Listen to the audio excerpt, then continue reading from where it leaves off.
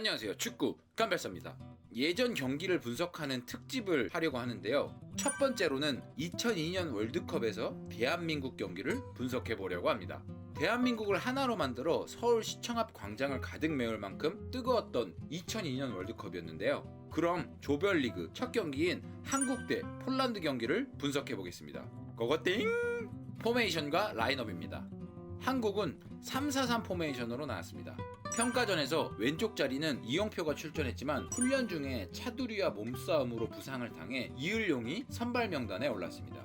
수비 시에는 이을용, 송종국이 내려오면서 5백을 만들었지만 공격 시에는 이을용보다는 송종국이 적극적으로 올라갔습니다. 그래서 오른쪽으로 공격을 많이 하는 모습을 보여주었는데요. 폴란드는 4-4-2 포메이션으로 나왔습니다. 경기 중에는 다이아몬드 4-4-2 포메이션을 쉬프트하며 움직였는데요. 전방에 올리사데베가 유럽 예선에서 10경기 8골을 넣으면서 무서운 득점력을 보여주었기 때문에 경계 대상 1호였습니다. 그리고 골키퍼는 리버풀에서 뛰고 있던 두덱이었는데요. 폴란드는 피지컬을 이용해 거친 몸싸움으로 공격을 차단하고 빠른 올리사데베를 이용하여 카운터 어택을 하는 팀이었습니다. 두 팀이 그라운드 위에 서 있는 모습입니다. 양 팀은 미드필더에서 동일한 숫자를 가져갔지만 수비 쪽에서는 수적인 우위를 가져가는 모습이었습니다. 한국은 빌드업을 할 때 가운데 있는 홍명보를 기점으로 하였습니다. 홍명보가 볼을 잡으면 양쪽 윙백들은 전방으로 올라가고 유상철, 김남일이 양쪽으로 벌리거나 한쪽으로 쏠려주면서 공간을 만들었습니다. 그 공간에 공격수가 내려와 볼을 받아주면서 가운데 수적인 우위를 가져가거나 센터백을 끌어올리는 역할을 하였습니다. 그리고 내려온 공격수가 전방으로 연결해주기도 하였습니다. 폴란드는 초반에 미드필더를 통해 공격을 시도하려는 모습을 보여주었는데요. 하지만 지속적으로 차단되자 올리사데베의 스피드를 이용하여 수비 뒷공간에 킥을 때려 넣는 공격을 하였습니다. 홍명보입니다. 홍명보는 수비 핵심이자 공격의 시작이었습니다. 홍명보는 오른쪽 송종국이나 가운데에서 내려오는 공격수를 향해 패스를 하였는데요. 경기 장면에서 보겠습니다. 하프라인까지 볼을 가지고 올라옵니다. 전방에서 내려온 설기현에게 패스를 주지만 폴란드 수비에 막히고 맙니다. 이번엔 홍명보가 오른쪽 송종국을 향해 킥을 하고 송종국이 볼을 받아 넣습니다. 다음 장면에서는 전방에서 내려오는 박지성을 향해 패스를 주고 박지성은 논스톱으로 송종국에게 주지만 패스 미스가 되는 모습입니다.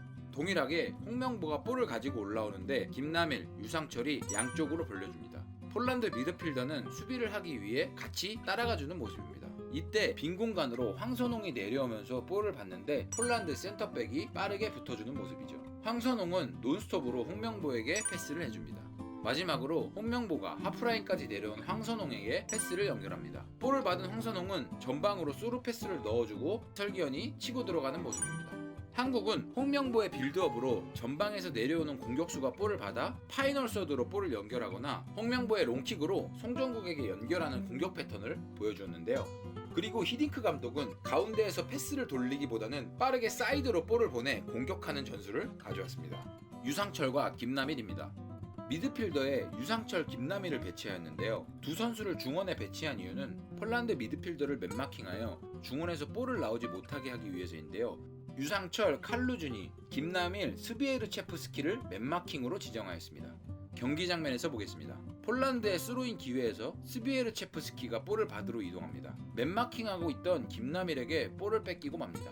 이번엔 수비에서 전방에 있는 스비에르체프스키에게 패스를 합니다. 패스를 받을 때 김남일이 아래에서부터 올라와 맨마킹하는 모습입니다. 유상철도 칼루준이를 맨마킹하고 있네요. 마지막으로 폴란드가 왼쪽으로 공격을 이어가는 모습입니다. 중원에는 마찬가지로 두 선수가 맨마킹하고 있습니다. 왜 중원에 두 선수를 맨마킹하였을까요? 정답은 롱킥을 유도한 것인데요. 중원으로 패스가 들어오지 못하게 하여 미드필더를 뛰어넘어 수비에서 공격으로 바로 롱킥을 하게끔 유도한 것이죠. 이때 3백의 이점을 가져가는 것인데요. 뒷공간에서 패스가 들어오면 수비수는 수적인 우위를 가져갑니다. 각각 맨마킹을 하고 남은 수비수 한 명은 볼 쪽으로 가서 협력 수비를 하는 것이죠. 체력은 맨마킹 플러스 압박입니다. 히딩크 감독은 체력을 중요하게 생각하는 감독입니다. 한국 대표팀 감독일 때도 체력의 중요성을 말했고 2018년에 방영한 축구의 신이라는 프로그램에서도 체력을 중요하게 생각하였습니다.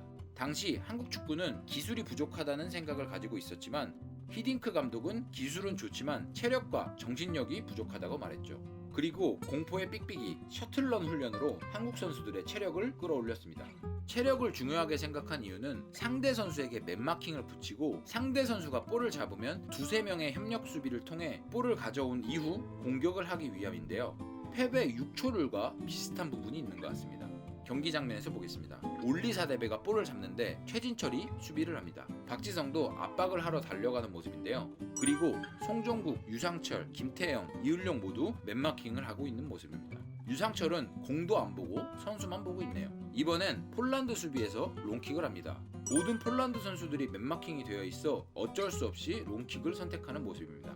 이 장면에서는 폴란드 선수가 볼을 잡는데 송정국, 박지성이 빠르게 압박 수비를 합니다. 마지막으로 올리사대배가 내려와서 볼을 받는데 최진철이 맨마킹을 합니다. 김남일, 유상철, 박지성 모두 빠르게 압박하러 달려오는 모습입니다. 올리사대배가 돌아서지 못하고 볼을 뒤로 내줍니다. 한국은 이러한 전술을 바탕으로 황선웅, 유상철이 득점하면서 폴란드를 2대0으로 꺾으며 월드컵 무대에서 처음으로 승리를 거두었습니다. 그리고 대한민국을 흥분의 도가니탕으로 만들었습니다. 추억의 2002년 월드컵 조별리그 첫 경기 한국 대 폴란드 경기 분석은 여기까지고요. 시청해주셔서 감사드립니다.